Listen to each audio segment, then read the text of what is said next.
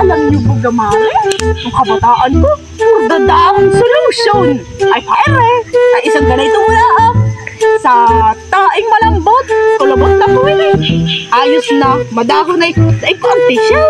Alam mo pagkamari, dahil pa ng solusyon kulubot mo. At mas maganda pa yung akin. Aray naman. Tingnan mo, dahon ng palapa, solusyon. At paano gayon gamitin mo? Napakalaki naman yata na yan para sa ganituhin mo. Abay Mari, huwag kang mag-alala. Aray naman. At sampol nga. Huwag na nga Mari. Nakita naman kita ng kabataan natin. Ay, nagpapadurus. Akala ko nung nag-aanan. Ay, ba't ikay hubo? Ay, yung pala'y nag-iilim. Sige na, nakita kita, Mari. Abay, nakagaray unay. May balot ka pala sa puwit. Ay, bayaan mo't hindi kita pagkakas.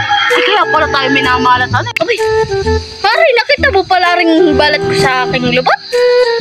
Huwag kang maingay. Dahil si Buday ay pagkakalat na yan narinig na may balot aring sa puwit. Ay, naman. At baka ipagkalat doon sa akin crush ay ako hindi magustuhan. Malasin pa. ay, satara na Mari. Ay, dati. Tara. Ay, Mari, magutom mo kaya magandang mauna. Makigutom mo. Ay, wala pang nga rin sinain sa amin at sinanay naman ay tamad. Ay, lagi na lang nakahiga arian. Katangadan. Asa lang lagi sa akin. Aba, Mari, kung may sasabihin sa iyo, ay doon man di sa may bundok-bundok, doon sa may amin, ay may taniman doon si Maring Pitang. Ayun, iyon. Ay, karamading bitang. Ay, napakadami na yun. Ay, ano bagang gulayin iyon at maigi makahing. Aba, Mare, ay pag-iinteresan mo yun. Aroy naman, kung ay kayo makakahingi doon, ay alalahanin mo nga nung ako ray nagdakaw ng kalabasa. Ay tayo bagay hinabultara ng taga. Aray muntik na akong mamatay doon. Oo nga, nung tayo hinalay yung puso ko'y kabang-kaba, ay diskarte lang. Ayun, Marit, kilala ko na yan sa Maring Bitang. Kilala ko na yan. Ay, matatagpuan yung kabuti ni Marit. Ay, baka ito na. Ay, makapangmuha. Baka na tao. Ay, na.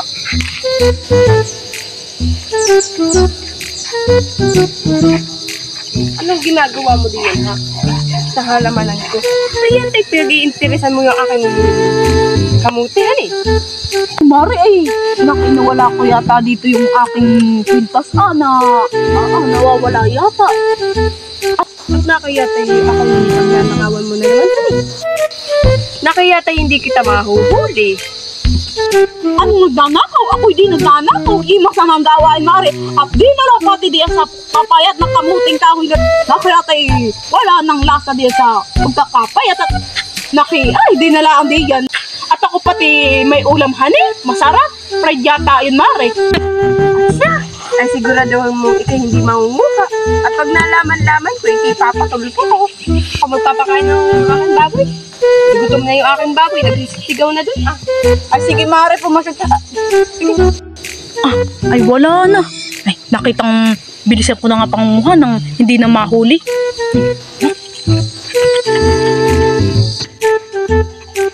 Ay, halal! Yung mga kamuti ko! At wala nang talbos! Wala pa kang laman! Anong nangyari diyan? Nag-uulong init ko sa iyo! Patay ka sa akin, bilang ka! Bidang! Nasaan yung babae iyon?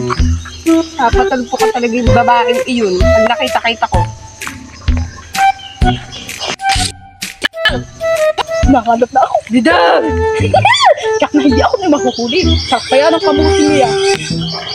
Hehe! Nakatakas rin. Alam ko na talaga yung mga teknik na yan. Sanay na ako. Yes!